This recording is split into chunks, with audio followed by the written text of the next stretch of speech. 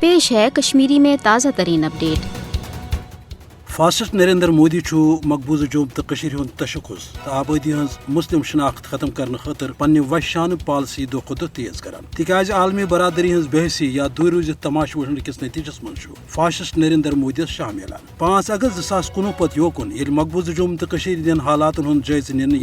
یہ کت صاف تگان بوزن کہ زن عالمی سطرس پہ نریندر مودیس مقبوضہ جوم تو ہند نظام تلق پہ کرنے خاطر تو ریاستی مسلم تشخص ختم کرنے خاطر لاکم یل آمز تران اس انتہائی افسوسناک تو قابل مذمت تکیاز مقبوضہ جوم تو ہند لکن ہند سیاسی مطالبہ دباؤ ست فاسسٹ نریندر مودی تو ریاستس مز تعینات درنسپت بھارتی فوج لکن ہند آئینی ثقافتی اقتصادی ناکبندی خاطر پن غیر انسانی پالسی دہ کھت دہ تیز کران فاسسٹ نریندر مودی ونکس دنیا مز اکس جابر تو ظالم حکمران سن شناخت تھاوان اس نہ صرف مقبوضہ جوم تو